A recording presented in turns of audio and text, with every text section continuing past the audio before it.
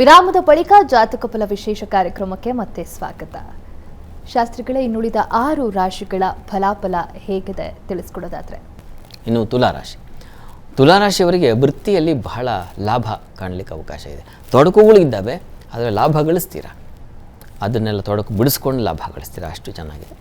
ಇನ್ನು ಈ ದಿವಸ ನಿಮಗೆ ದಾಂಪತ್ಯದಲ್ಲಿ ಸಹಕಾರ, ಅನ್ಯೋನ್ಯತೆ, ಸಾಮರಸ್ಯ ಇದೆಲ್ಲ ತುಂಬ ಚೆನ್ನಾಗಿದೆ. ಈ ದಿವಸ ಹಿರಿಯರಿಂದ, ದೊಡ್ಡಮ್ಮ, ಚಿಕ್ಕಮ್ಮ ಇಂಥವರಿಂದಾಗಿ ಅವರಿಂದ ನಿಮಗೆ ಒಳ್ಳೆಯ ಒಂದು ಮಾರ್ಗದರ್ಶನ ಸಿಗುತ್ತೆ, ಅದು ಅನುಕೂಲ ಆಗುತ್ತೆ. ವ್ಯವಹಾರದಲ್ಲಿ ವ್ಯಾಪಾರಿಗಳಿಗೆ ಹೆಚ್ಚಿನ ಅನುಕೂಲ ಇದೆ. ಈ ದಿವಸ ಕೃಷ್ಣ ಸನ್ನಿಧಾನಕ್ಕೆ ಒಂದು ತುಳಸಿ ಮಾಲೆ ಅರ್ಪಣೆ ಮಾಡಿ. ವೃಶ್ಚಿಕ ರಾಶಿಯವರಿಗೆ ದಿವಸ ವೃತ್ತಿಯಲ್ಲಿ ಬಹಳ ವಿಶೇಷವಾದ ಅನುಕೂಲ ಇದೆ. ಈ ದಿವಸ ಲಾಭ ನಿರೀಕ್ಷೆ ಮಾಡಲಿಕ್ಕೆ ಅವಕಾಶ ಇದೆ, ಲಾಭ ಬರುತ್ತದೆ. ಇನ್ನು ಸಂಗಾತಿಯ ಸಹಕಾರ ಕೂಡ ಚೆನ್ನಾಗಿರುತ್ತದೆ. ಶತ್ರುಗಳ ಬಾಧೆ ಇರುವುದಿಲ್ಲ, ಸೋಲಿಲ್ಲ, ನಿಮಗೆ ಚೆನ್ನಾಗಿದೆ. ಆದರೆ ತಂದೆ ಮಕ್ಕಳಲ್ಲಿ ಭಿನ್ನಾಭಿಪ್ರಾಯ ಇದೆ, ಮನಸ್ತಾಪ ಬರಬಹುದು. ಈ ಕಾರಣದಿಂದ ಅಮ್ಮನವರ ಪ್ರಾರ್ಥನೆ, ದುರ್ಗಾ ಪ್ರಾರ್ಥನೆ ಮಾಡಿ. ಇನ್ನು ಧನುರಾಶಿಯವರಿಗೆ ದಿವಸ ನೋಡಿ, ನಿಮ್ಮ ರಾಶಿಯಿಂದ ಭಾಗ್ಯದಲ್ಲಿ ಚಂದ್ರನಿದ್ದರೆ ಭಾಗ್ಯೋದಯವಾಗುತ್ತೆ, ಅನುಕೂಲ ಆಗುತ್ತೆ. ದೇವತಾ ಪೂಜೆ ಪುನಸ್ಕಾರಗಳು ಅಲ್ಲಿ ಭಾಗಿಯಾಗ್ತಕ್ಕಂಥದ್ದು ಅಥವಾ ನಿಮ್ಮ ಶ್ರದ್ಧೆ ಹೆಚ್ಚಾಗ್ತಕ್ಕಂಥದ್ದು. ಈ ದಿವಸ ಒಂದು ನೆಮ್ಮದಿಯಿಂದ ಪೂಜೆ ಮಾಡಿದೆ ಅಂತ ಒಂದು ಭಾವನೆ ಉಂಟಾಗುತ್ತೆ. ಒಳ್ಳೆಯ ವ್ಯಕ್ತಿಗಳ ಪರಿಚಯ ಆಗುತ್ತೆ. ಎಷ್ಟು ದಿವಸ ನನಗೆ ಗೊತ್ತಿರಲಿಲ್ಲ, ಒಬ್ಬ ಒಳ್ಳೆಯ ವ್ಯಕ್ತಿ ಪರಿಚಯ ಆದರು ಅಂತ ಒಂದು ಮನಸ್ಸಿಗೆ ಖುಷಿಯಾಗುತ್ತೆ. ಅಂಥದ್ದೊಂದು ಲಕ್ಷಣ ಇದೆ. ಮತ್ತು ಈ ಜೊತೆಗೆ ಬಹಳ ಮುಖ್ಯವಾಗಿ ವೃತ್ತಿಯಲ್ಲೂ ಕೂಡ ಬೌದ್ಧಿಕವಾಗಿ ಶಕ್ತಿ ಇದೆ. ಕೆಲಸ ನಾಜೂಕಾಗಿ ಮಾಡ್ತಕ್ಕಂಥದ್ದು, ನಯವಾಗಿ ಕೌಶಲ್ಯಪೂರ್ಣವಾಗಿ ಅಂದರೆ ಚೆನ್ನಾಗಿ ಮಾಡ್ತಕ್ಕಂಥದ್ದು, ಆ ಥರದ್ದು ಚೆನ್ನಾಗಿದೆ, ಅನುಕೂಲ ಇದೆ. ವೃತ್ತಿಯಲ್ಲಿ ತುಂಬ ಅನುಕೂಲ. ಈ ದಿವಸ ಬಹಳ ಮುಖ್ಯವಾದದ್ದು ಅಷ್ಟಮದಲ್ಲಿ ಮಾಂದಿ ಉದಯಾಗಿದೆ. ಹೀಗಾಗಿ ಒಂದು ಸ್ವಲ್ಪ ದುಃಖದ ವಾತಾವರಣ ಕೂಡ ಇದೆ. ಹೀಗಾಗಿ ಆ ವ್ಯಥೆಯಿಂದ ಹೊರಬರಲಿಕ್ಕೆ ದುರ್ಗಾ ಪ್ರಾರ್ಥನೆ, ದುರ್ಗಾ ಅಷ್ಟೋತ್ತರ ಹೇಳ್ಕೊಳ್ಳಿ, ಅನುಕೂಲ ಆಗುತ್ತೆ.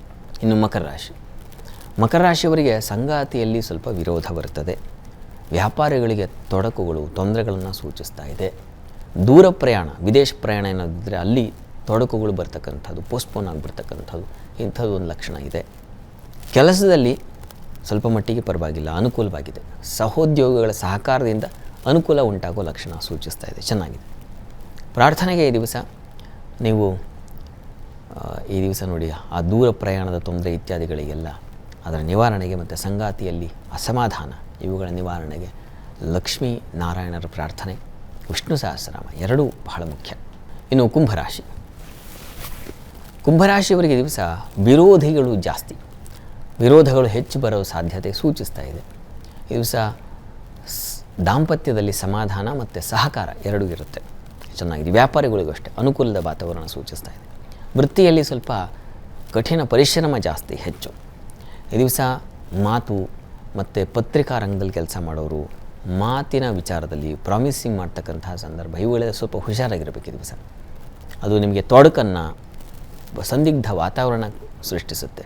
ಸುಬ್ರಹ್ಮಣ್ಯನ ಪ್ರಾರ್ಥನೆ ಮಾಡಿಕೊಂಡ್ರೆ ಬಹಳ ಒಳ್ಳೆಯ. ಸುಬ್ರಹ್ಮಣ್ಯ ಸನ್ನಿಧಾನಕ್ಕೆ ಬಾಳೆಹಣ್ಣು ಸಮರ್ಪಣೆ ಮಾಡಿ. ಇನ್ನು ಮೀನರಾಶಿಯವರಿಗೆ ದಿವಸ ಉದರ ಬಾಧೆ ಸೂಚಿಸ್ತಾ ಇದೆ. ಆಲೋಚನಾ ಶಕ್ತಿ ಕಳ್ಕೊಳ್ತೀರಾ, ಹೆಚ್ಚು ಯೋಚನೆ ಮಾಡಿ ಕೊನೆಗೆ ನೀವು ಮೈಂಡ್ ಅಪ್ಸೆಟ್ ಮಾಡ್ಕೊಳ್ತೀರಾ. ಮಾನಸಿಕವಾಗಿ, ಆರೋಗ್ಯ, ದೈಹಿಕವಾಗಿ ಎರಡೂ ರೀತಿಯ ಸ್ವಲ್ಪ ತೊಡಕು ಸೂಚಿಸ್ತಾ ಇದೆ. ಈ ದಿವಸ ಧ್ಯಾನ ಅದು ತುಂಬ ಬೇಕು. ನಿಮ್ಮ ಇಷ್ಟ ದೇವತಾ ಆರಾಧನೆ ಮತ್ತು ಧ್ಯಾನ, ಈ ಪ್ರಾಣಾಯಾಮ ಮಾಡೋದು ಬಹಳ ಮುಖ್ಯ. ಕನಿಷ್ಠ ಒಂದು 20 ನಿಮಿಷ ನೀವು ಸಮಯ ವಿನಿಯೋಗ ಮಾಡಿದ್ರೆ ಸ್ವಲ್ಪ ಅನುಕೂಲ ಆಗುತ್ತೆ. ಉಳಿದ ಹಾಗೆ ಈ ದಿವಸ ಕೆಲಸದಲ್ಲಿ ಅನುಕೂಲ ಕಾಣಲಿಕ್ಕೆ ಅವಕಾಶ ಇದೆ, ಯೋಚನೆ ಮಾಡೋದು ಬೇಡ. ಪ್ರಾರ್ಥನೆಗೆ ದಿವಸ ನೋಡಿ, ನೀವು ನಾಗ ಪ್ರಾರ್ಥನೆ ಮಾಡ್ಕೊಳ್ಳಿ, ಹೆಚ್ಚಿನ ಅನುಕೂಲ ಉಂಟಾಗುತ್ತೆ. ಈ ದಿವಸ 12 ರಾಶಿಗಳವರು, ರಾಶಿ ಗೊತ್ತಿಲ್ಲ ಅಂತಕ್ಕಂಥವರು ಹೇಳಬಹುದಾದ ಸರಳವಾದ ಮಂತ್ರ ಅಂದರೆ ಓಂ ಗೀಷ್ಪತಯೇ ನಮಃ, ಗುರು ಮಂತ್ರ ಇದು. ಈ ಮಂತ್ರ ಹೇಳ್ಕೊಳ್ಳೋದ್ರಿಂದ ಬುದ್ಧಿ ಚುರುಕಾಗುತ್ತೆ. ಶಾಸ್ತ್ರಿಗಳೇ, ಇಂದಿನ ಸಂಚಿಕೆಯಲ್ಲಿ 12 ರಾಶಿಗಳ ಫಲಾಫಲ, ಈ ದಿನ ಗ್ರಹಗಳ ಪ್ರಭಾವ ಯಾವ ರೀತಿ ರಾಶಿಗಳ ಮೇಲೆ ಬೀರುತ್ತೆ, ಅದಕ್ಕೆ ಕೆಲವು ತೊಡಕುಗಳಿಗೆ ಪರಿಹಾರಗಳನ್ನು ಕೂಡ ತಿಳಿಸ್ಕೊಟ್ರಿ. ಹಾಗೆ ವೀಕ್ಷಕರು ಕಳಿಸಿರುವಂತಹ ಸಂದೇಶಗಳಿಗೆ ಪರಿಹಾರವನ್ನು ತಿಳಿಸ್ಕೊಟ್ರಿ. ಈ ದಿನದ ಪಂಚಾಂಗದ ವಿಶೇಷತೆ, ಮಹತ್ವವಾದ ವಿಚಾರಗಳನ್ನು ಕೂಡ ತಿಳಿಸ್ಕೊಟ್ರಿ. ಧನ್ಯವಾದಗಳು ಶಾಸ್ತ್ರಿಗಳೇ. ಸರ್ವೇ ಜನಾಃ ಸುಖಿನೋ ಭವಂತು, ಸಮಸ್ತ ಸನ್ಮಂಗಳಾನಿ ಭವಂತು. ಎಲ್ಲರಿಗೂ ಶುಭವಾಗಲಿ. ನೋಡಿದ್ರಲ್ಲ ವೀಕ್ಷಕರೇ, ಇದಾಗಿತ್ತು ಇವತ್ತಿನ ಜಾತಕ ಫಲ ವಿಶೇಷ ಸಂಚಿಕೆ. ನೇರ, ದಿಟ್ಟ, ನಿರಂತರ ಸುದ್ದಿಗಾಗಿ ನೋಡ್ತಾ ಇರಿ ಏಷ್ಯಾನೆಟ್ ಸುವರ್ಣ ನ್ಯೂಸ್.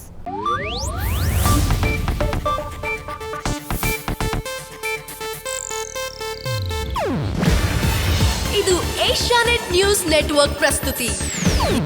ನೀವು ನೋಡ್ತಿದ್ದೀರಾ ಏಷ್ಯಾನೆಟ್ ಸುವರ್ಣ ನ್ಯೂಸ್.